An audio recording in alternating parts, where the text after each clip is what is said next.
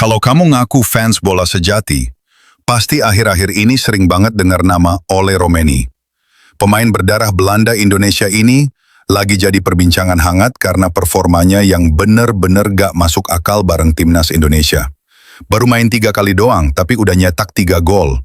Iya, 3 gol dari 3 laga. Doi gak cuma bikin gol, tapi juga nyuntik semangat baru buat timnas Garuda. Kayak dapat amunisi segar. Ibaratnya, lo punya mobil tua yang dikasih mesin turbo. Langsung ngacir, debutnya langsung bersejarah, gol di kandang Australia. Debut oleh Romeni bareng timnas terjadi di laga lawan Australia di Sydney, 21 Maret 2025. Kita semua tahu, Australia bukan tim sembarangan. Tim kuat, ranking FIFA-nya jauh di atas kita. Tapi siapa sangka, meski Indonesia kalah 1-5, Romeni nyetak gol debut yang luar biasa. Dan lo tahu nggak?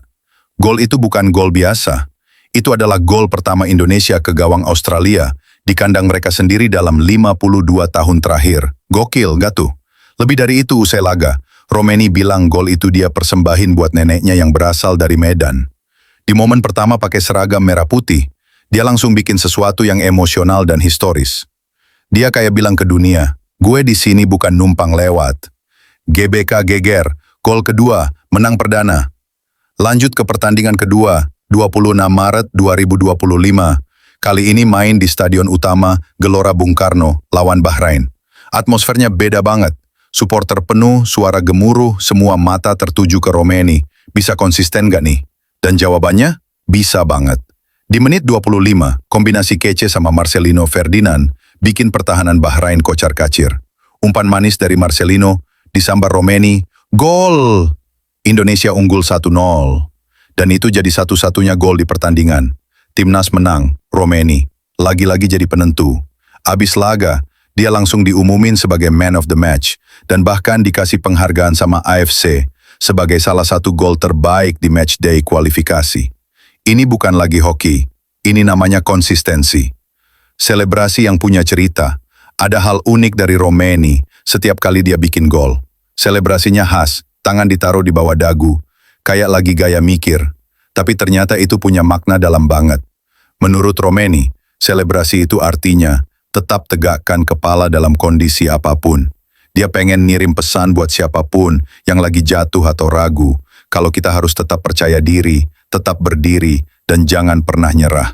Keren sih. Gaya selebrasi yang bukan sekedar gaya, tapi punya nilai. Itu nunjukin kalau Romeni bukan cuma jago ngoper dan nendang bola. Gak punya karakter dan kedewasaan mental. Bukan sekedar cetak gol, tapi bawa harapan baru Romeni. Tahu banget.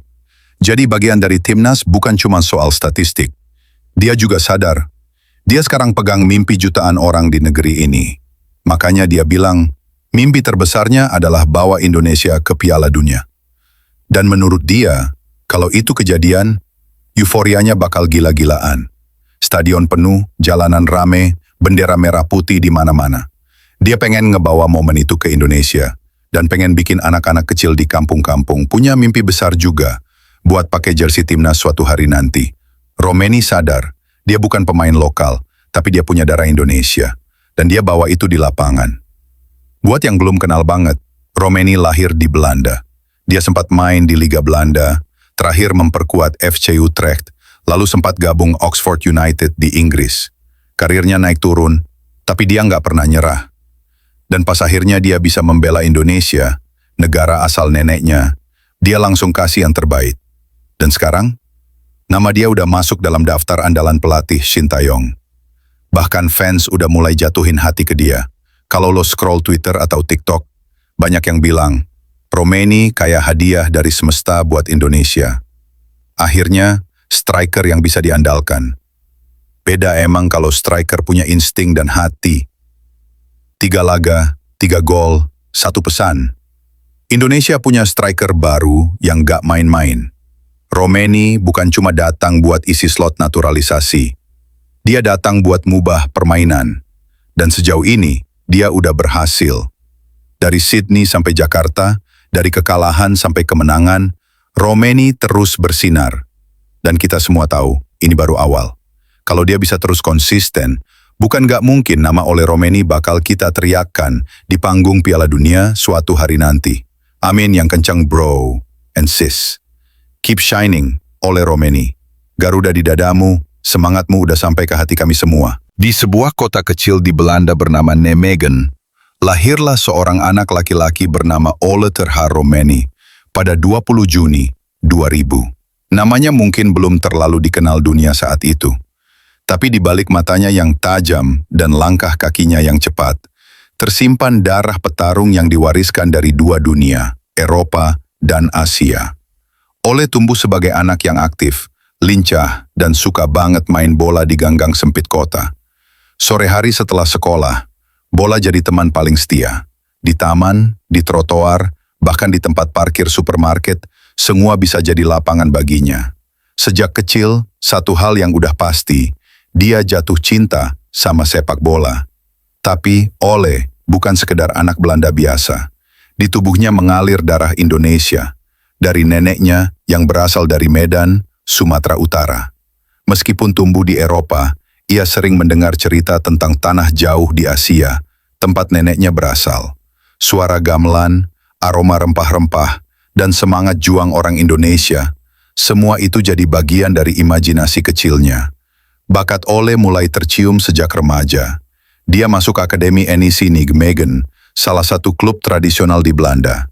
Di sanalah tekniknya diasah, visinya dipertajam, dan mentalnya ditempa. Usianya masih 17 tahun saat debut di Eredivisie. Tapi sayangnya, karir awalnya nggak selalu mulus. Cedera sempat jadi penghalang. Beberapa kali, dia harus menepi dan kehilangan tempat utama. Tapi dia bukan tipe pemain yang gampang nyerah. Ole pindah ke beberapa klub lain, Willem II, FC Utrecht, dan terakhir sempat memperkuat Oxford United di Inggris. Di tengah jalan hidupnya yang naik turun itu, ada satu impian yang diam-diam terus tumbuh. Bermain untuk Indonesia.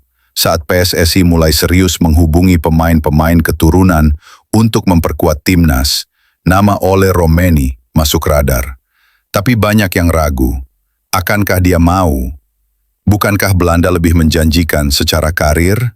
Tapi buat Romeni, ini bukan soal mana yang lebih besar, tapi mana yang lebih berarti. Dia bilang, saya tumbuh besar dengan cerita tentang Indonesia. Nenek saya, keluarga saya, darah saya, semuanya menyimpan cinta untuk negeri itu. Ketika ada kesempatan untuk membela merah putih, saya tidak ragu sedikit pun. Pada Februari 2025, proses naturalisasinya selesai. Romeni resmi menjadi warga negara Indonesia. Bukan sekedar status di paspor, tapi juga komitmen di dalam hati. Kini, Ole Romeni bukan sekedar pemain anyar di timnas. Dia adalah simbol perubahan. Pemain yang datang dari negeri jauh, tapi hatinya penuh cinta untuk Indonesia. Dia ingin membawa Indonesia ke Piala Penutup. Ole Sang Garuda Baru. Dari gang kecil di Nijmegen sampai sorak-sorai di GBK. Dari cerita neneknya di Medan sampai mimpi besar untuk Piala Dunia. Ole Romeni adalah kisah tentang mimpi yang menemukan jalannya. Dia bukan hanya striker.